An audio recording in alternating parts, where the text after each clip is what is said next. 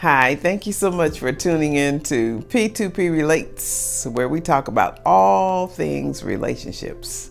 I'm Pat Renfro, and today we're going to do Q&A. Questions you've asked, I got answers. So if you're interested in just relationship issues from self-development to business relationships, stay tuned. By the way, if you want more information about relationships, I post every Friday. And so hit the subscribe button. Once you hit the subscribe button, there'll be a bell. If you click it, whenever I upload my videos, you will get notified. And also, always give me a like. That helps the channel. And let's go. Looking over the internet and just wondering, what are people struggling with? I want to look at all the areas of relationships that I talk about because, as I've said many times before, relationships go across the spectrum. We don't get a chance to say, well, I've got problems in my marriage, but when I get to work, I'm fine. Well, we say that's our coping mechanism. But the reality is we need to look at all those things. So today we're going to cover from self-development to business relationships. So I hope you'll stay engaged for the entire time. Okay, the first question.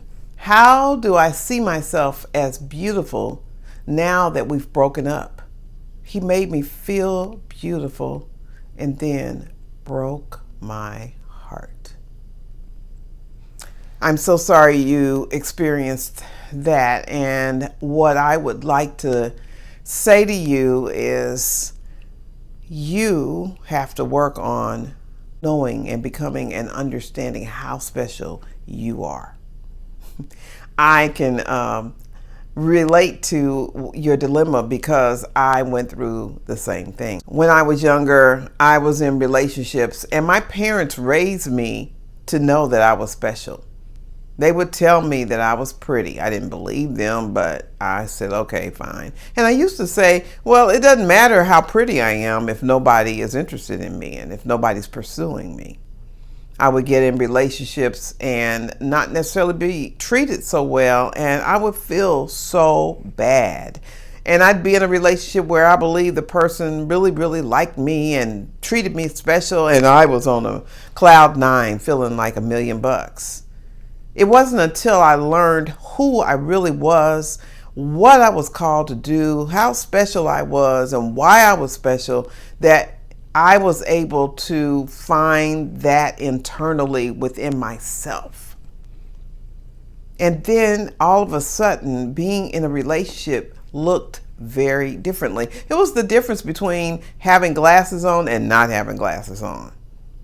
Once I put the glasses on of who I was, then how I showed up in that relationship was so very different. What I accepted was different.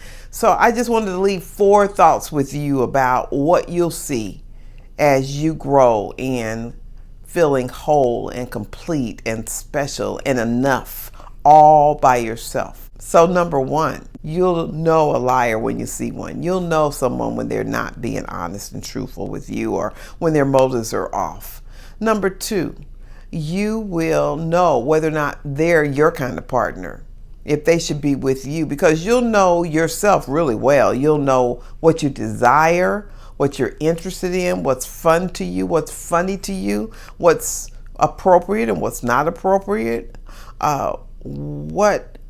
just all the things that matter about who you are. Because see, if we don't know who we are, then we become chameleons. That's another term I've used in many other videos. You become the color of whatever you're standing over, but you need to have a color that is just what represents you. And so the better you know yourself, the truer your color is going to be, and the more it's going to be consistently showing up wherever you are. That leads to the next thing, joy.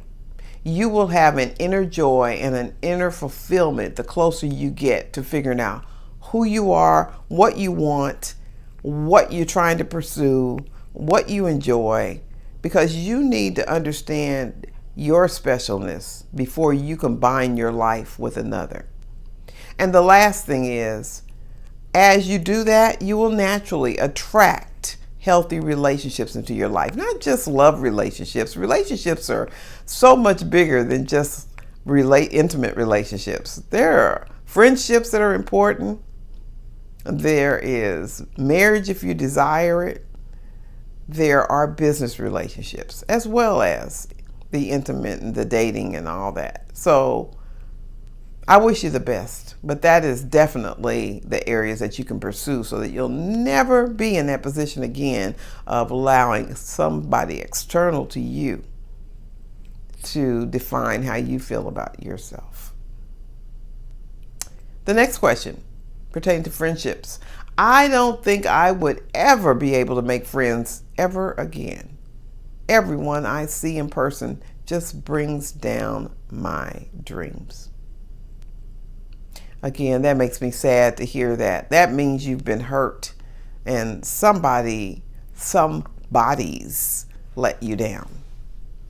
Let me give you some tips or ideas that may help you get in a position where you'll never make yourself so vulnerable that other people outside of you define how you feel. You know, friendships are hard work, but they're worth it because we really weren't created in this world to be alone. We were created to be in relationship. And so if we're having trouble in relationships, we almost have to stop again and say, who am I and how am I showing up?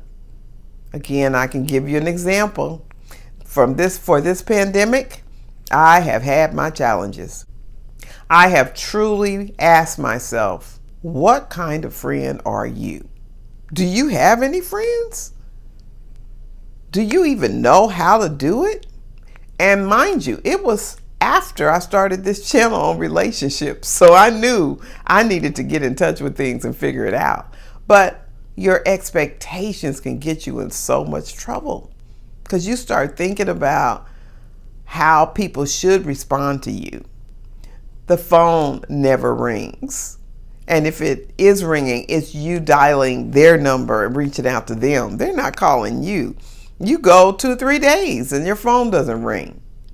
Well, if you define your specialness and your significance by how many times the phone rings, you're already in trouble and in need of doing some work. So we have to stop and say, maybe they're busy doing other things. This is a real simple example. I heard a beautiful song from Gregory Porter that just came out, and I loved it. And I sent it to a friend that I know also loves Gregory Porter about a week to 10 days ago. And I heard from my friend last night. And they said, oh, I do love that song. It's awesome. I've been so swamped. I'm just now getting a chance to listen to it. And I was so glad that I've already had my epiphanies this year about friendships. Because I said, I know we have a solid friendship. I know that they're not purposely ignoring me. I know that they must have some things going on that prevented them from being in touch with me. So I guess they'll call me and they'll comment on that song when they get around to it. And I didn't take it personal. Did it mean that I was perfectly okay with it? It didn't bother me at all? No. It just meant that I was at least confident enough to know that them not getting back to me had absolutely nothing to do with me. And we sometimes have to really curtail that tendency to tell ourselves answers that we don't have. If somebody doesn't meet our expectations, we can't assume it's because of A, B, or C. We don't know why they didn't meet our expectations. And then again, are our expectations realistic? And finally, what I did want to leave with you on this one is we want to get to the place where we are able to be healthy friends. And so many times people do things that have nothing to do with you. They do things because it's who they are, because it's where they are. It's how they see life through their lens. And a lot of times we think that they're trying to hurt us, or we think that they're just out to make us feel bad. But most of the time, I'll put it in first person. I'm just doing me. What I'm doing has very little to do with you. And while that can be selfish, it's not personal against or toward you to hurt you. And if you as the viewer can stop and say, hey, they're just doing them. What they're doing has very little to do with me. In fact, truth be told, they're probably not even thinking about me in this way or that way, or the decision they did or whatever. If I can keep telling myself that, it doesn't put me down, because I have to internalize my specialness. As someone once said, we need to get out of our own circle. Sometimes we're in our bubble, in our circle, and we're so busy trying to get our needs met and make it all about me that we forget that other people have hurts, they have challenges, responsibilities, they have pain, they have offenses, they have expectations. And as a friend, what am I doing to give back into their lives? How am I caring for them, loving them? How am I listening? As they say all the time, God gave us 2 ears and 2 eyes for a reason, but only 1 mouth. So should we be listening more and looking and observing more than we have something to say? And we just need to see how good, you need to have a report card, a scorecard that says, how am I doing as a friend? How am I showing up? And sometimes I even go this far. When I hear somebody passed away, and unfortunately in COVID year, we have had 200,000 people pass away. But many times I stop and I ask myself, when I die, what would people say about me based on how well I see things, how well I observe, how well I listen, how much I said? So just ask yourself, if I put a scorecard up for friendship, what would my grade be? A, B, C, or D, or F? And maybe that might help explain how you're experiencing friends. Want a friend? Be a friend. Starting with you. Do you like yourself? Are you a friend to you? Do you care for you? Or are you trying to get people externally to make you feel better and valuable? All right. The next one, marriage. This person said 50% of marriage ends up in divorce. The other half just put up by tolerating it. Stay single, men. No, men, don't stay single. Women, single women out there need you. We get families through marriage commitments. We have people that are our companions when we get older. If you are with the right mate, they make you better.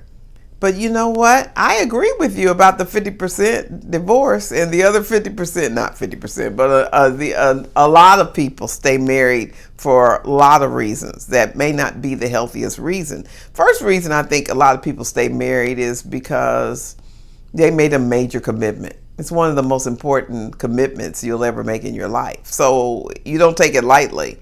Even though our decision to become entangled, and in some cases, if you pick the wrong person, that's exactly what you did. You became entangled with another life. And to get out of that life is almost as difficult as to pull up a 50-year tree from the ground. Now, you would get somebody professionally to do it, but I'm saying all the root system that's grown down and down into that ground, and then even under the foundation of the house, or for sure up against that house, that's how significant pulling away from a marriage vow that you've made can be. So taking it seriously is critical. However, our society's done a pretty pitiful job preparing and equipping us for marriage. So what leads us more often than not to marriage? Emotions. And really, we have to stop and think about that. Emotions fade. If you're marrying somebody because they make you feel good, or because they warm your bed, or because they're cute, do you know all those things fade? There are going to be days that you're going to look at that person and go, what was I thinking? Oh my God, you get on my nerves. I heard somebody say that just today on YouTube. And it was really funny because it's true. Because you think about if you're not an only child, you have siblings. You love them. You love them unconditionally. But they get on your freaking nerves sometimes. And you just want to go far, far away. I feel sorry for some of the college students who are having to stay at home because of the pandemic, because it's safer. And yet they just want to get away. But when you get married, mi casa, su casa. My house is your house. I don't get to get you to go home. So you have to make some major decisions, but we don't always know what those decisions are, and that's why the 50% exists. As you figure out in society how to learn about marriage, how to learn about yourself, how to select a mate properly, have to have the right motivations for wanting to spend the rest of your life with somebody, or even just starting with a relationship. There are things that you need to understand about how relationships work, how to communicate effectively. And the most important thing you can do is figure out how to be okay with you and not think that you're going to feel better and okay by being in a relationship with someone else. Of course, that should be the icing on the cake, but you should be the cake. You know, your cake needs to be moist and fluffy and flavorful, not dry. And then when the icing gets put on it, it's extra, right? But if you're thinking that going and getting the icing and really picking the best flavor is going to make that cake good, if that cake is dry, baby, you can forget it. If it's crumbled, if it went flat, fell in the oven, and so now it's got a big dip in it, the icing's just not going to help. And so I'm telling you, you need to think about marriage like icing. First, you got to get the cake together. All right. And the last one is business relationships. How should we be managing our employees in the midst of COVID-19 crisis? Well, the way hopefully you were managing them before the crisis, but with a little bit more tenderness and understanding. I could probably spend the same amount of time this video has lasted so far answering that question. But I'm going to be brief, knowing that I'll go into it in more detail in another video. We have the need to be completely personable with our employees. And let me define that really well. What I mean is when we show up at work each day, whether it's via Zoom, via WebEx, or in person, that life standing in front of you matters. And if we just look at it like, no, we need to engineer the production line for the employee, I just need them to do what I say. I'm not so interested in what they think about it or what their opinion is or what their suggestions or recommendations are. I just need them to show up every day and do a great job with what I've decided they need to do. You're going to have major problems with your employees. They are not just puppets. Now, there has been a movement in many years past, according to Harvard Business Review, where they talked about the industrial employee and how that movement may be coming back. And there's two sides. There's a side that says, no, we just think that we need to make the decisions at the leadership level, and then our worker bees need to just get the work done. And then there's another side where they say, no, we need to empower our employees to give us input and feedback and let them make some of those decisions. And then if they're more engaged, we'll get more out of them. Well, I'm on the latter, because if you look at companies that are flourishing now, they're not running dictatorships. They recognize that their greatest commodity is their employees. And it's really important because, not just because It's not like you're sucking up to your employees and so you want to please them so that you'll have them. No, because if you have that mentality, you could easily say there's plenty of people out of work, plenty of people who would love to be working at this company and getting a regular paycheck. That's not the reason why you engage them. You engage them because you're going to get so much more value out of people who are actually doing the work every day. They see the pitfalls, they hear the customer complaints, they know the challenges and the troubleshooting they've had to do. They've seen the opportunities for advancement and increase in the production line, and they've seen management make decisions because management was too far removed, and then there was a flop or there was some type of dysfunctional piece that occurred because they didn't check in. So if management at the ivory tower level, at the level where they're not addressing issues on the day-to-day, make all the decisions, they're not getting input from the people who actually live it out. The next thing is, more often than not, your employees are touching your customers more than you are. They're more in touch with the customers, what the customers are saying, how they feel about things. And if you aren't checking in with your people to get their input about what's going to make your customers happy, you're going to lose your customers, truly. So in this COVID-19 climate, it's critical that managers know what it's taking for these employees to keep the ship afloat. So that means that as they work at home, in many cases, they're probably giving you more hours than they were giving you when they were at the office, because the office is a distraction. There's the commute, getting dressed, the preparation of a meal, break time, camaraderie. These are all necessities in order for us to be able to spend an 8 to 10 hour day in a building or to get to the building and get back.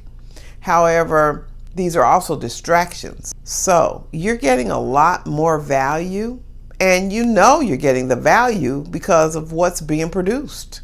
You don't have to trust whether or not they're being faithful. You just look at the production.